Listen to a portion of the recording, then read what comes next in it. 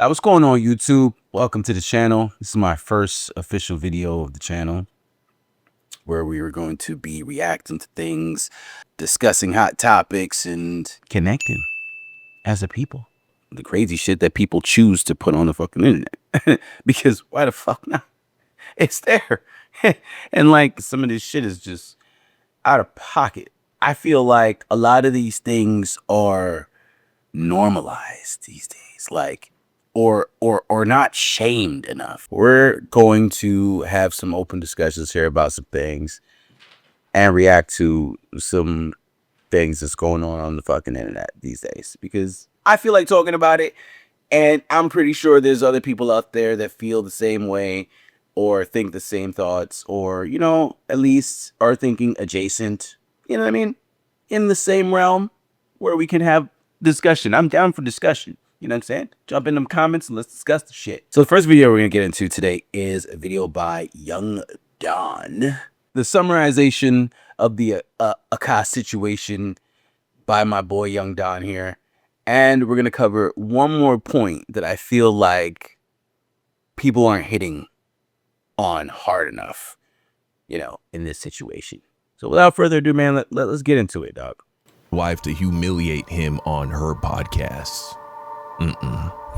No, she wouldn't be satisfied until she also humiliated him on his. There was a little part of me that was like, it would be hilarious to come in here and find out you had a huge roster and was lying about being a virgin this whole time. It'd be funny for you. It would have been heartbreaking for you. Yeah. You know, you waited your whole life to share your virginity with a girl, and she threw it to some frat house in 20 The way that these guys are getting off on this, it's crazy.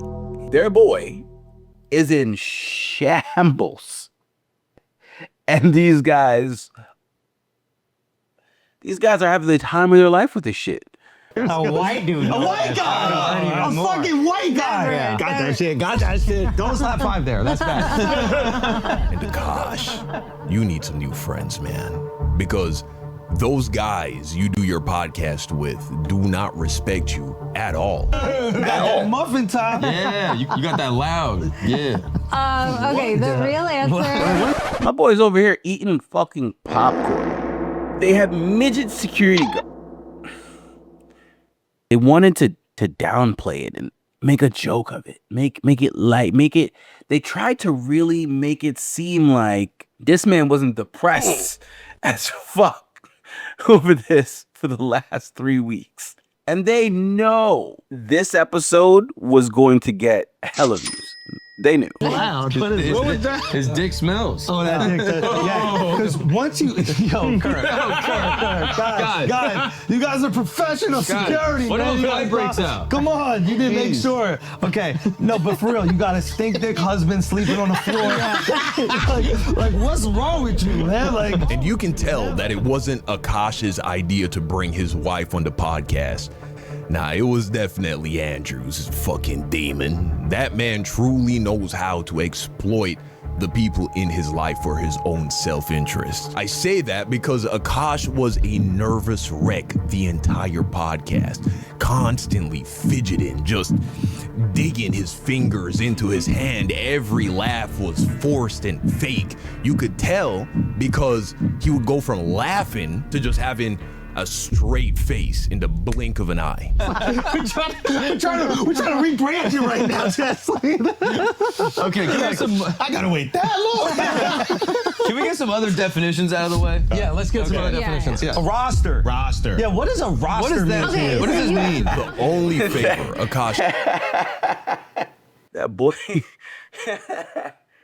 That boy stressed. did for himself with this scripted, forced, sad podcast episode with his friends and wife is that he pretty much allowed Jasleen to do all of the talking, making him look slightly less desperate to convince the audience, because whoever does the most explaining automatically will appear to be the one who is seeking understanding and validation.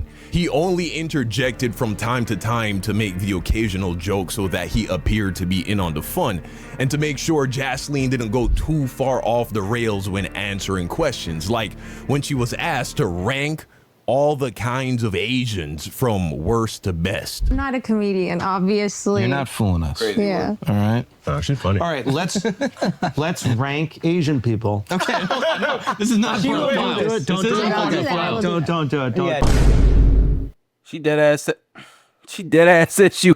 don't Don't do it. not Okay. that. Yeah, Because we can't. Some of these questions she might answer. Man, this girl actually might not have a lick of common sense, bro. Like, she was about to answer that shit, which tells you what? She actually thinks some Asians are superior to others, but of course she does. She's a rich, privileged, fair-skinned Indian. Of course she's racist. But luckily, Akaash was there to save her from starting a whole other internet scandal and ruining his reputation even more, because you know Andrew was not gonna stop her, bro. He would have 1000% left that shit in the fucking video, bro. Fucking demon, this guy. Now, we must ask ourselves, what did Akaash hope to achieve by doing this podcast? We know why Andrew did it, because he's a sociopath who enjoys humiliating his best friend, aka his sidekick, for money.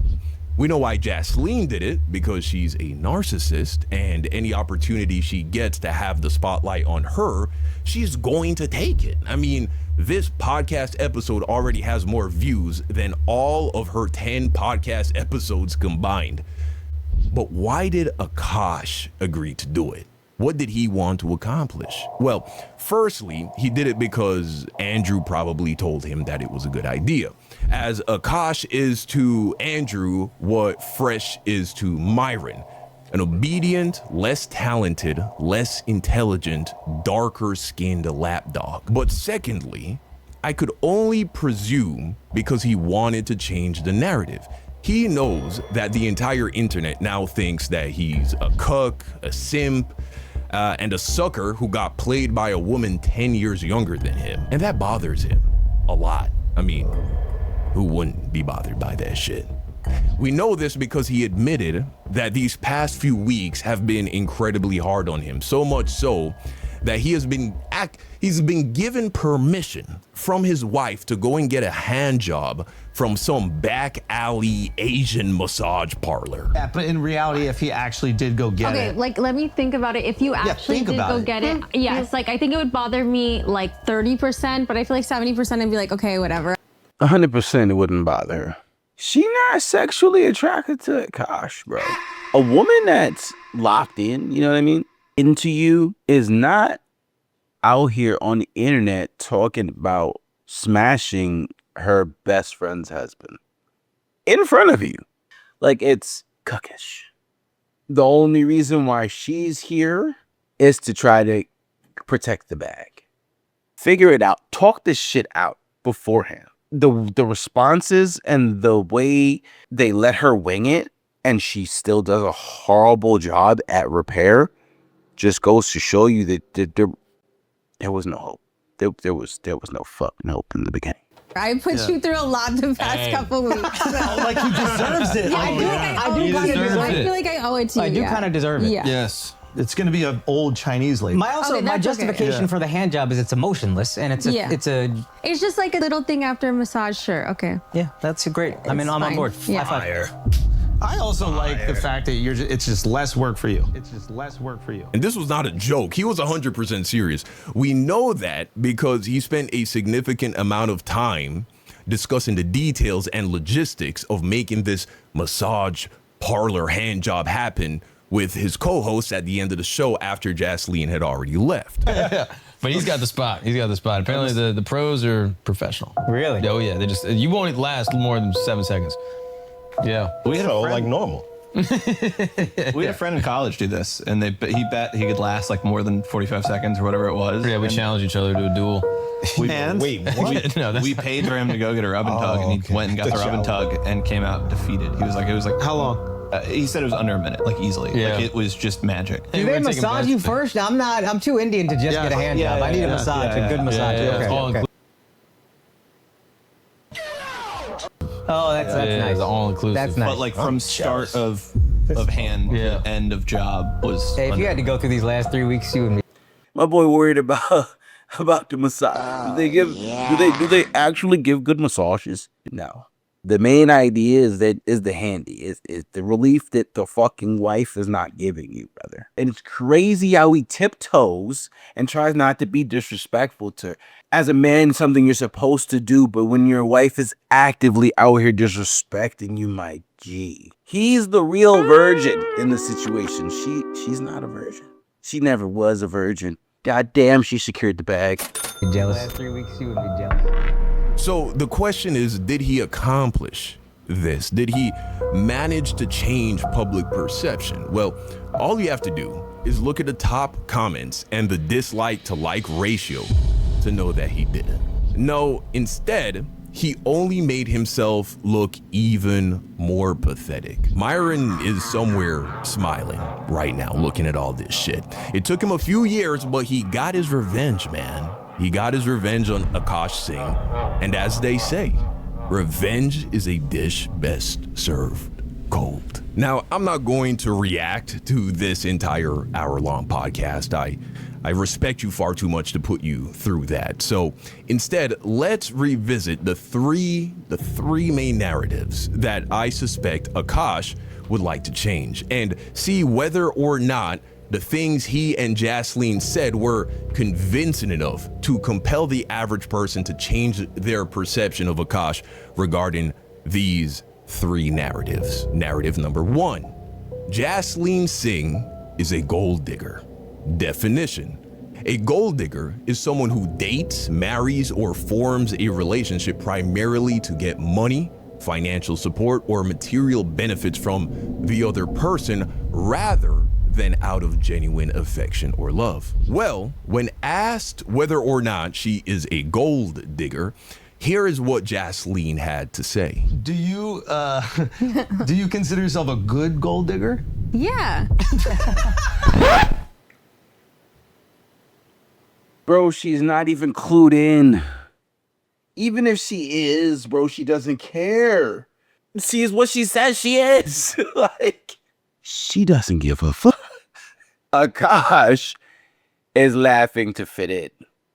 The rest of them, these other 3 demons on the couch dressed in black for Akaash's funeral, because soon you're gonna just start to see this guy get phased out of the goddamn podcast because she is missing the whole point. Well, I think that settles that, right?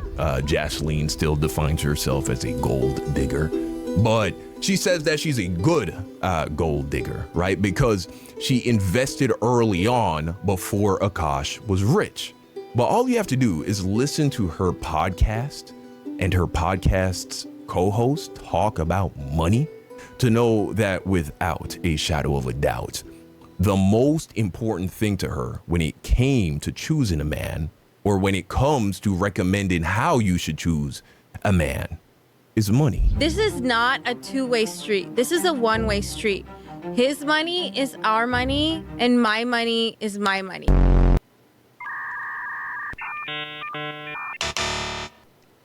Bro, how many ways can she tell you?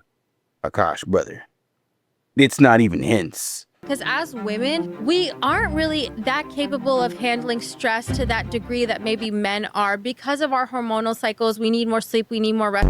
If my husband and I don't work out, knock on wood, that'll never happen. I am financially free. Like, I can go do it. I have my own bank account, my own money. Like, I'm good. Yeah. And I'm gonna take half his shit. No, I'm gonna take all his shit. Demons. Demons to both of them. Her best friend is mid as fuck. You see her out in the real world, she looks like a regular bitch. And this is the devious shit that's coming out of her mouth. Yeah, I didn't sign a prenup, so I feel like I'm okay too. Me too. So I'm like, you do shit to me, I take shit. Yeah. Dummy. Him and Akaash. Simps. Dummy. The fuck you mean you ain't got a prenup? Unless it was a situation where you came up from the bottom with the woman and you guys built a business together type shit, you need to be getting yourself a prenup. Yeah, so let that be a lesson. Do not sign a prenup. So I Because guess, no prenup and a joint bank account, go fuck yourself. God a lot of forbid, times- I want to be taken care of and provided for. I don't want to do waste management like Maple. I want someone to do that for me. Success and money are important if you are looking for that. If you're all about love, go for it. Go for it. If you're in your 20s and you're listening to this and you're going through this, it's going to be okay. But like, try to find someone rich while you're there. Akaash married a woman who wouldn't have married him if he wasn't rich. Sure, she dated him while he was broke, but would she have married him unless he became rich? Furthermore, she's yet to give him a child, right? A single kid. And that is, in my opinion, more telling than you might realize just based on statistics. Akaash has been married to Jasleen for 4 years and 5. You've been putting up with this bullshit for 4.5 years? For 4.5 years. What the fuck? There's no hole you can't dig yourself out of unless it's the grave. 5 months. Exactly. I shouldn't know that, but I do. Also, he's 41 years old, which means if he waited until marriage to have sex, he was a virgin until he was over 35, until he was about 37 years old, which, fuck, dude. They have a whole movie about that shit. She'd be like, oh, me so horny, me love you long time. Now, in Indian culture, and these two people, very Indian, newly married couples, the average newly married couple has their first child within 1 to 2 years. And statistically, the older you get married, the faster you try to have children. Then I would be like, yeah, can you just sign this prenup because like I don't want to like lose all my money. But then like if a guy asked me to sign a prenup, I would be like, I would call off the wedding. Like I would literally call off the wedding. You would have called off the wedding if I asked you to sign a prenup? Yeah, like I'm not even joking. So I am a 31-year-old stay-at-home wife, and I obviously post a lot of aspirational content, but I wouldn't be keeping it real if I also didn't say that a part of me isn't a little terrified that my husband could like wake up one day and just change his mind, and then my whole life would change. So if you are going into... Okay, understandable that people can have off days. Nobody's gonna wake up one day and just be like, oh, I don't want to be fucking married to you anymore, because that's weird. If you're operating on that frequency or you think like that, no, it's not a 1-2 buckle my shoe, brother. It's a process.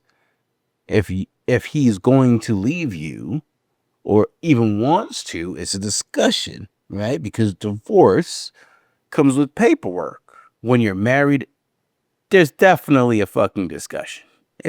Shit is not that simple. A relationship where that's your goal, I just want to make it clear that you do have to consider that decision very carefully of giving up your ability to fend for yourself and basically depending on another human being. And I know a lot of women do make that choice, and I'm obviously being one of them. And I will say, like, there's a difference between stay-at-home wife and stay-at-home girlfriend, because as a wife, I have like a marriage contract in place, so I do have like some security guaranteed by like the United States law. And you came into the marriage and you're a stay-at-home. You are choosing to stay at home. Or maybe it's even wrapped up in the culture. Okay, cool. Right? She was thinking about this shit from time. And it's like, when you're going in to marry someone and you're already thinking about divorce, she went in it for security. And when she comes out, she got security because she's going to get half of everything this motherfucker got. Damn. She doesn't have to give him all the sex. She doesn't have to give him all the affection. With all the red flags, the prenup talk and shit, and he can't see this shit. Or maybe he's just too much of a bitch to go out and seek counsel.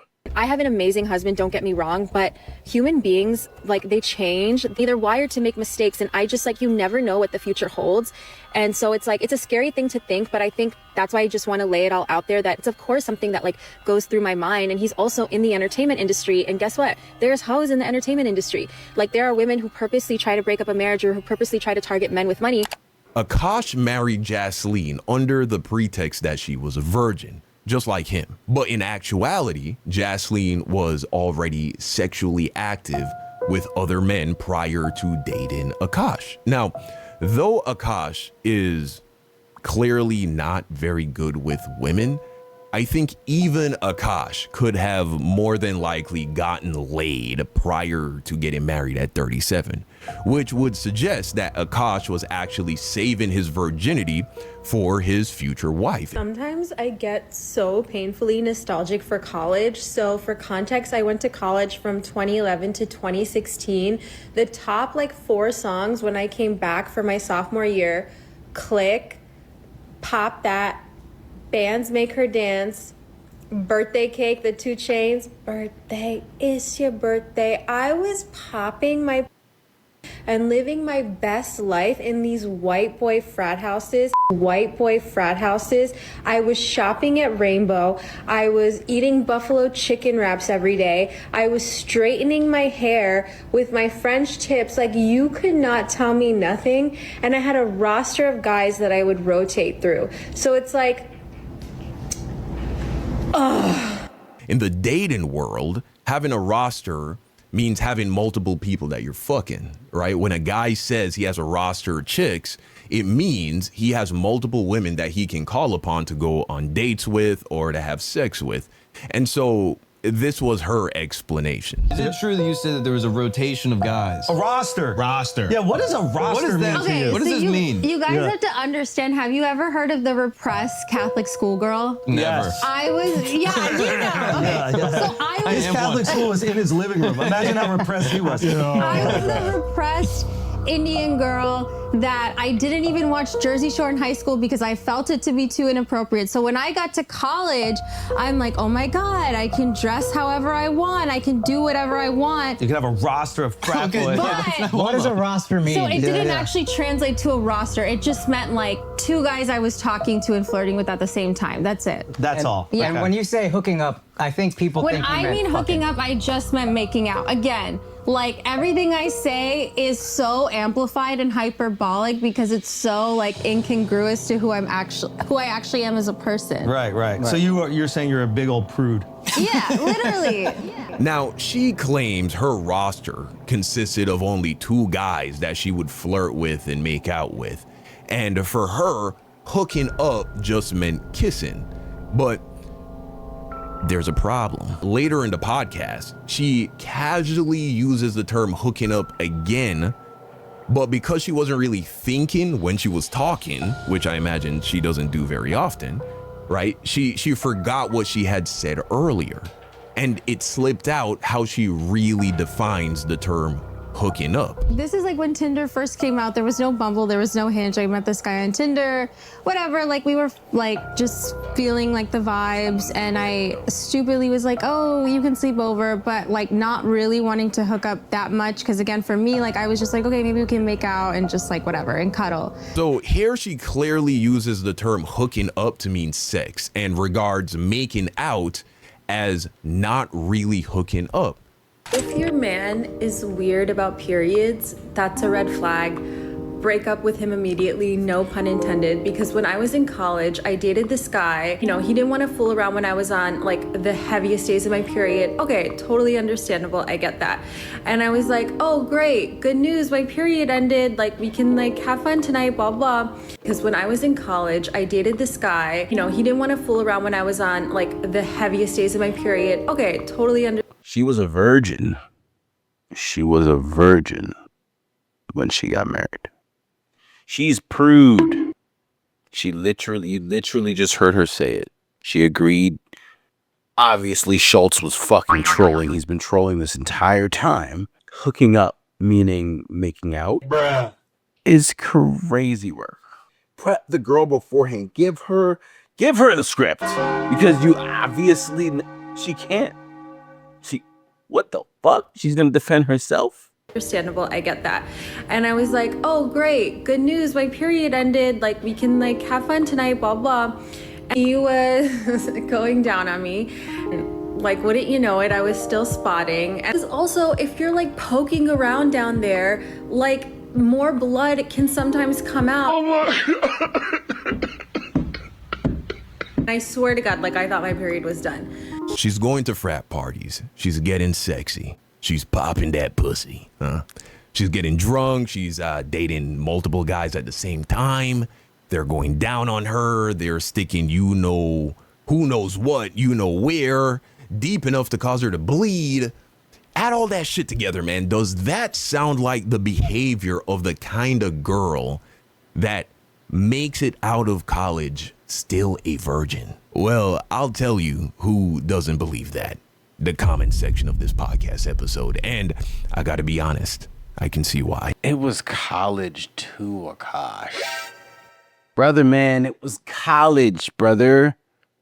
And she didn't go to no regular college. They had fucking fraternities and sororities and shit. They got bread. It's not a regular school. It's one of them high ups. It's one of them party fucking schools, brother. She says she was in the frat houses, brother.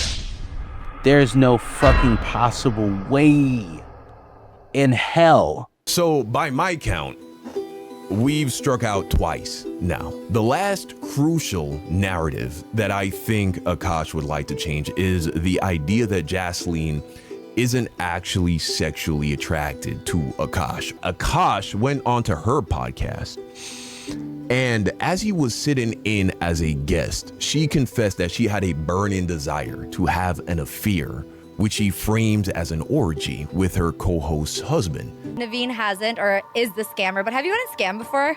Yeah. Okay. Yeah. Did you just call me a scammer? Yeah, you are a scammer. Yeah. No, he's like, no. Scammer. There's a difference being a scammer and being a hustler. Two very different things. Okay. I'm a hustler who scams a little bit. Not a scammer who I'm not hustles. gonna lie, that was sexy, and that's why I'm actively trying to have an orgy.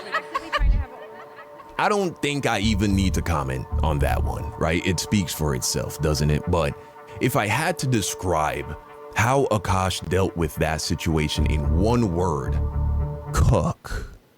Bro, the orgy thing was fucking, that shit was crazy. I even watched it and I was like, so break us down. I need an explanation. Has the orgy happened? So, okay, no, it hasn't. Okay. No, I still only fuck one woman. That's what I thought was, that's what I thought was missing in the whole orgy combo is that he. Akaash is truly lame as fuck.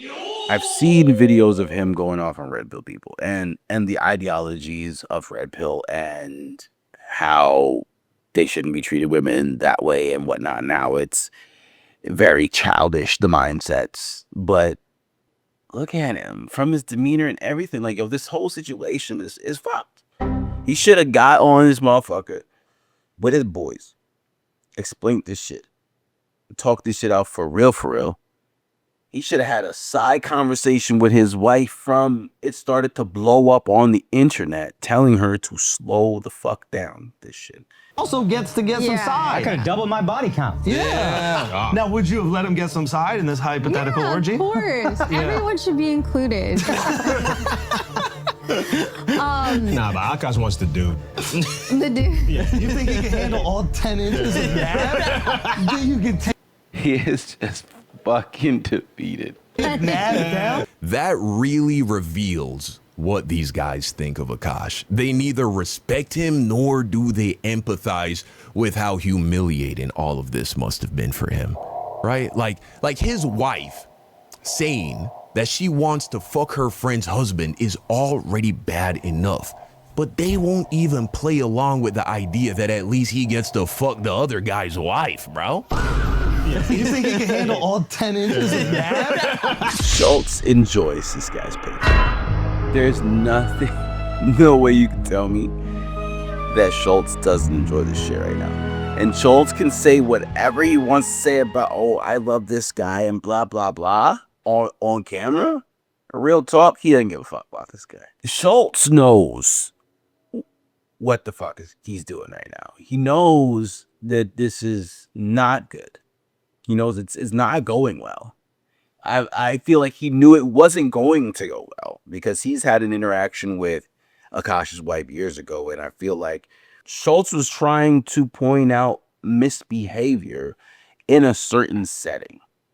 And in that moment, I remember, I think he just kind of just was like, okay, cool. You know what? I get you. I'm not going to fight with you over your shawty. He knew it from time. He knew that she was not it. And I feel like he also knew Akaash was going to be hard to reach. And he didn't want to put in that work because he doesn't truly They're not boys. You can take Nav down, or is Nav taking it? Come on, Nav's shorter than me. Who taking it? Oh! Nav the bottom, his dick dragging on the carpet. You know what? Maybe Andrew actually has a soul, bro, right? He saw that Akaash was not handling that joke well at all, and he threw him a lifeline. It's not that he cares, right? He's trying to spare Akaash a little bit, these motherfuckers. This whole thing was a cash grab because it should have been a fucking intervention between boys. Okay, what the fuck was that joke? Because I think for a lot of people, myself included, like I saw that and I was like, why would she even joke around about that? Yeah. With Akaash there, and like, what was the what was the backstory to that? Now looking back, like it's been pointed out to me, and I get that. I feel like for us, I think I learned so much of my humor from Akaash. Bro, I have never seen gaslighting so masterfully and effortlessly executed. She didn't even miss a beat. She was taught this. This was embedded in her from a youth. You know what I mean? This is not something she's doing effortlessly, like a skill she built up. Don't gas it like that. It's not a skill coded in there. She doesn't know no other morals, brother. And that's how I know Akaash is fucked, right? And he believes everything that comes out of her mouth. His brain has sustained critical and it's crazy to be pussy whipped by pussy that you're not getting. It's crazy.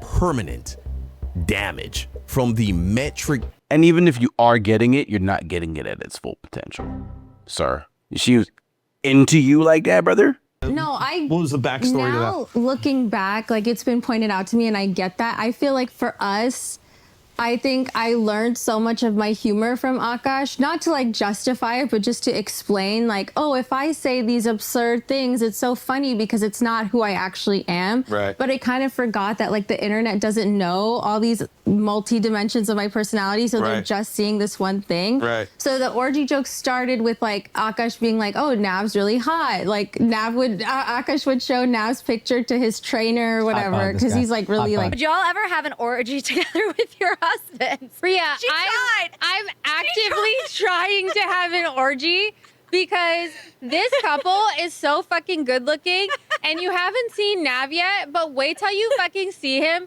His body goes crazy. His face card always slays, never declines.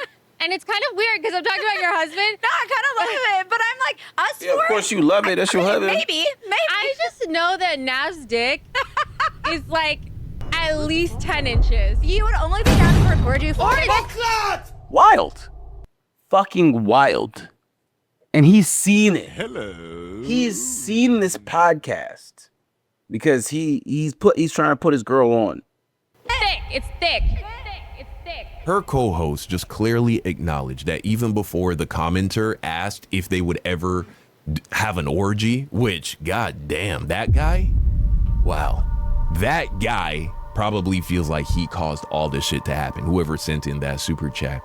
Akaash more than failed to change any significant amount of people's perception about this situation, because what you resist persists and what you chase escapes.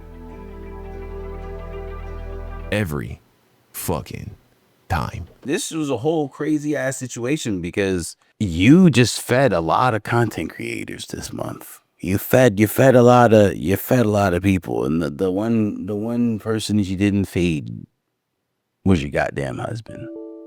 And to Akaash and the flagrant boys, like, yo, what the fuck? That's how we deal with shit? That's how, when our boy is in crisis, we deal with shit? You guys should have sat down and really, because that would have been a crazier come up story. If we don't have people in our corner, 4.5 fucking years is crazy work. But hey, yo, he's gonna learn. And all we can do is learn from the mistakes. Yo, that's gonna be it for today. I'm gonna catch you guys in the next one. Appreciate y'all for watching. Please like and subscribe if you like the video. Help me on this journey. We're trying to make it to 500 subscribers. Catch you in the next one, gang.